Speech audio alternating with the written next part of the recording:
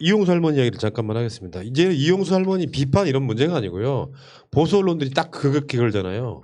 진보 쪽에서 이용수 할머니를 뭐 비난한다라든지 뭐 이렇게 이야기하는데 아닌 건 아니라고 말씀을 드려야죠. 그렇죠. 할머니 그건 아닙니다. 지금 이용수 할머니가 대구에서 그 위안부 관련한 행사에 오셔가지고 하신 말씀 때문에 제가 정대협은 없어지고 정대협에 근무하는 사람들은 없어지고 수요일 데모도 없어져야 된다 이렇게 말씀을 하셨단 말이에요.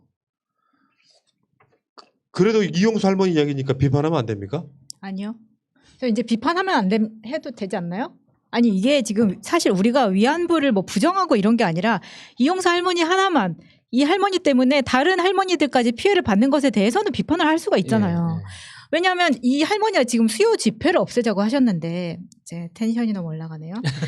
근데 지난번 그 기자회견 있었잖아요. 호텔에서 한 거. 그때는 할머니가 뭐라고 하셨냐면 데모 방식을 바꾼다는 거지 수요 집회를 끝내자는 게 아니다. 이렇게 얘기를 했었어요. 그런데 갑자기 이게 바뀝니다. 위안부 역사관으로 떳떳한 교육관으로 다시 해야 된다. 그리고 이런 혐오적인 수요 집회에 대해서 아이들한테 좋지도 않고 이 수요 집회 자체를 없애라 라고 이야기를 하시더라고요. 이 할머니 어떻게 받아들여야 되느냐. 저는 이게 할머니가 이 지난 기자회견과 이번 이 행사 때 보여준 모습 이 사이에 또 한 번의 뒤에서 어떤 사람들의 또 이야기에 설득당하신 게 아닌가라는 생각이 또 들더라고요. 그러니까 저도 그런 의심을 할 수밖에 없었던 게 그러니까 이용수 할머니가 주장하는 게 논리가 하나도 안 맞아요. 네. 그러니까 이용수 할머니 논리대로면 일제강점기 시대의 피해자는 위안부밖에 없는 거예요. 위안부 외에는 그 외에 피해받은 사람이 아무도 없다는 논리예요. 그래서 기념관도 교육관도 다 위안부 이름으로만 해야 되는데 사실 그러면 위안부에 대한 용어 정의부터 다시 해야죠. 왜 성노예라는 걸 국제 공통용어로 표준 용어로 쓰겠습니까? 그게 직관적이고 일본의 범죄를 명확하게 드러내는 용어이기 때문에 성노예라고 썼는데 위안부는 그 성노예의 행위 자체를 가리는 물타기 용어란 말이에요. 그런데 우리나라 한국의 문화적 특징상 그러니까 그 너무 적나라한 게 약간 폭력적으로 느껴질 수 있기 때문에 할머니들을 보호하는 감정적 차원에서 우리가 그냥 사회적으로 위안부라고 쓰는 거지 정확하게는 성노예거든요. 제가 그런 이야기를 방송을 한 적이 있는데 네. 그 단어에는 그런 의미가 포함되어 있지 단어의 의미에만 집착을 하면 아무것도 못해요. 그렇죠. 사실 알고 보면. 그러니까 위안부든 성노예든 간에 똑같은 뜻이 포함되어 있게 쓰고 있는 거라고요. 어쩔 수 없는 거죠. 그러니까 핵심은 일본의 전쟁 범죄를 어떻게 우리가 다룰 거냐 하는 게 핵심인 거예요. 그 과정에서 일본에 대한 잘못을 우리가 추궁하는 과정에서 쓰는 말이 성노예든 위안부든 강제징용이든 정신근로대든 근로정신대든 그게 용어 자체가 그게 옳으냐 그르냐 나는 이거다 저거다 이게 따지는 게 아무런 의미가 없는 거라고요. 결과적으로 핵심은 그거잖아. 일본이 잘못했다. 그러니까 일본이 잘못했기 때문에 그게 지금의 관점에서 잘못했을 뿐만 아니라 그 당시에 국제법에 비추어 봐도 그 당시에 명확하게 전쟁 범죄를 저지르고 있었기 때문에 그거에 대해서 사과하고 배상해라. 이게 핵심인 건데 그 과정에서 성노예는 나는 성노예가 아니라 위안부야. 이 주장이 도대체 무슨 의미가 있는 거예요, 그게? 그러니까 지금 할머니가 그때 토요일 날 그 대구 행사에서도 하신 말씀 중에 이런 게 있습니다. 정대협이 위안부를 앞세워서 해먹었다. 시민 모임도 하나 도와준 것 없다. 위안부 문제를 해결하려고 했으면 해결하고 가야지 자기 마음대로 했다. 여기에 대한 책임을 져야 된다. 이런 논리예요. 그러니까 어떻게 보면은 정대협이라고 하는 단체가 어떻게 보면 이용수 할머니 혼자를 위해서 존재하는 것 같은 뉘앙스로 계속 말씀을 하시거든요. 그러니까 이용수 할머니에 대한 비판은 나는 필요하다고 봅니다. 그러니까 이용수 할머니를 감히 욕해 하는 것은 저쪽의 논리인 것이고요. 잘못하고 계신 말씀이 있다면 정정당당하게 비판해야 이것도 위안부 논쟁에 있어서 중요한 분기점이 될 거라고 일단 보는데 정대협이 위안부를 앞세워서 해먹었다라는 표현은 이제 그런 거 아니에요. 정대협이라고 하는 단체가 특히 윤미향이라고 하는 대표 등이 할머니들을 이용해 가지고 돈 벌어먹었다 이런 이야기예요. 논리적으로 말하면. 근데 이건 할머니의 그냥 뇌피셜이실 뿐이에요. 현실적으로는 다시 한번 말씀드리지만 정의기획연대 사업이 12가지가 있어요. 그중에 할머니들 지원이 한 가지 사업일 뿐이에요. 할머니들 생활비는 아까 곽상도가 기권했던 바로 그 법으로 할머니들한테 매달 지원금이 나가는 것을 만들어낸 사람들이 누구겠어요?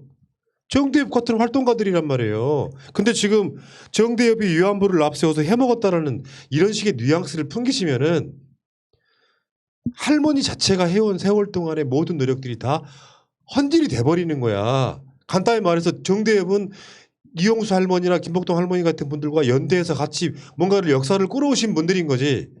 내가 정대협한테 이용당했다고 말씀하시면은 본인이 노력하신 모든 역사가 다 부정당하는 거라고 자꾸 개인적 어떤 마인드로만 공격하기 위한 용도로 쓰다 보니까 내가 정대협한테 이용당했고 정대협은 나를 이용해서 돈 벌어 처먹었다. 이거 아니에요 논리가. 이러시면 되냐고. 수요 집회도 없애자고 하시고. 말씀하신 게 지금 정대협 없애고 거기 근무하던 사람들 다 나가야 되고 수요 집회 그만둬야 되고 시민단체 나 미국 갈 때 안 도와줬고 그런데 이분들이 이용수 할머니의 노예가 아니에요. 이분들이 하는 사업이 있고요. 그럼 좋습니다. 뭔가 문제가 있다고 치고 근데 근거를 하나도 제시를 안 하셨어요 지금까지. 그래서 우선은 믿고 가보려고 했는데 지금까지 너무 오래됐는데도 아무 근거를 얘기 안 하십니다. 그 다음 한번 그러면 왜 사람들이 의심을 하게 되고 진정성의 의심을 하게 됐는지 할머니도 생각을 좀 하셔야 됩니다. 지금 나이가 92세이십니다. 지금 말씀하신 것들이 정확하게 팩트를 전달하기 힘들다고 하시더라도 이거 다 아니라고 하시면은 그 다음 방향을 제시해 주셔야 돼요. 이제부터 어떻게 하자는 건지 이것도 아니고 저것도 아니고 다 잘못했다고 우리가 지난 20년간 다 잘못한 거라면 이제부터 어떻게 해야 될 것인지에 대한 길을 제시를 안 하고 계시기 때문에 당연히 의심이 될 수밖에 합리적 의심이 될 수밖에 없고요. 그리고 이용수 할머니를 욕한다라고 얘기하는 사람들은 좀 입을 닫아주셨으면 좋겠고요. 왜냐하면 이용수 할머니를 비판할 수 있는 사람들은 우리들이에요. 이용수 할머니 옆에서 계속 지키고 있었고 수요 집회 나가고 있었고 지지하고 있었던 사람들은 이 부분에 대해서 얘기할 자격이 있습니다. 근데 당신들은 지금까지 위안부 문제에 대해서 뭐라고 했냐고요. 당신들은 우리에게 그런 말을 할 자격이 없다는 거예요. 그러니까 할머니 문제에 대해서는 이제 우리도 좀 다시 돌아볼 부분이 있기는 있다 생각합니다. 근데 사실 뭐 김복동 할머니가 계실 때는 이용수 할머니가 이런 발언권 자체를 가지기가 힘들었었죠. 그만큼 스포트라이트도 받을 수가 없었고 했기 때문에. 근데 그게 또 어느 정도 이해가 가요. 왜 그럴 수밖에 없었는지. 아니 일본하고 좀 친하게 지내면서 이렇게 하라는 게 피해자 입에서 나올 수 있는 말인가? 오히려 이 피해자를 위해서 운동하는 사람들한테 일본에 대해서 그런 혐오스러운 집회하지 말고 친하게 지내면서 하라고? 그런 말을 어떻게 할 수가 있나 싶은데 이게 그러면 할머니가 원하시는 수요 집회를 중단을 하면 어떤 방법으로 하는 것을 원하시는지가 궁금합니다. 할머니를 뒤에서 조정한다고까지는 못하겠지만 도와주고 있는 지금 하고 있는 그런 단체들이 주최하는 그 단체들이 그 단체들의 방식으로 주최를 해서 그 단체들의 계좌로 후원을 해달라는 이야기잖아요. 그러면 지금까지 그 모든 사업을 없애고 할머니들의 생계를 도와주는 단체로 해달라라는 골자로 생각을 한다면 그러면 지금 현재 정부에서 도와주는 방식으로 약 280만 원 정도의 지원금을 생활비를 받고 계신데 그 외에 어떤 것을 더 보조해 주면 좋겠습니까? 라고 묻고 싶어요. 어떤 걸 더 해드려야 될까요? 어떤 걸 더 원하시는 건가요? 그러니까 뭐 똑같아요. 지원이야 뭐 다다이큰이겠죠. 그러니까 똑같다고. 다른 단체가 해도 정의원보다 더 잘하기는 힘들어요. 현실적으로 봤을 때. 그러니까 지금 정의원에 대해서 윤미향의 개인적 비리 이런 걸로 계속 몰고 가고 있고 나온 증거는 없는데 사퇴하라고 주장을 하고 있고 그 과정에 지금 일본 쪽에서는 수요 집회 중단하고 손해상 치우라고 가잖아요. 근데 드디어 할머니가 일본과 똑같은 주장을 하시기 시작한 거예요. 맞아요. 이 답답하면 그렇다고 해서 이용수 할머니는 피해자니까 우리는 말하면 안 돼? 할머니 아닌 건 아니라고 말씀을 드려야 되는 거예요. 이게 지금 그 주위에서 뭔가 이렇게 막 할머니를 충동질하는 사람들이 할머니 발언이 점점 세지게 만들고 있잖아요. 네.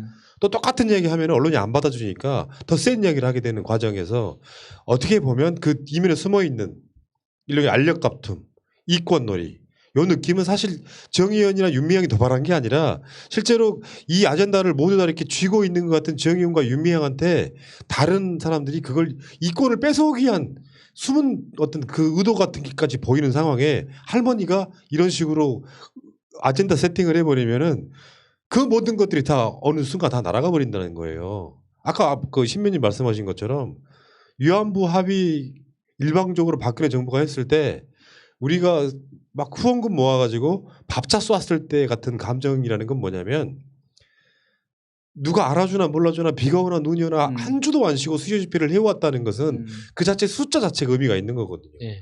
근데 수요 집회 하지 말래. 왜? 정의연이 다 해먹어서. 이게 도대체 하실 수 있는 말씀이냐고요. 또 할머니 영상을 보셨는지 모르겠지만 그 앞에서 할머니가 약간 주저앉아서 언니들 내가 이 원수를 갚고 갈게라고 하는데 솔직히 그거를 진정성 있게 바라볼 수 있는 사람이 얼마나 될까요?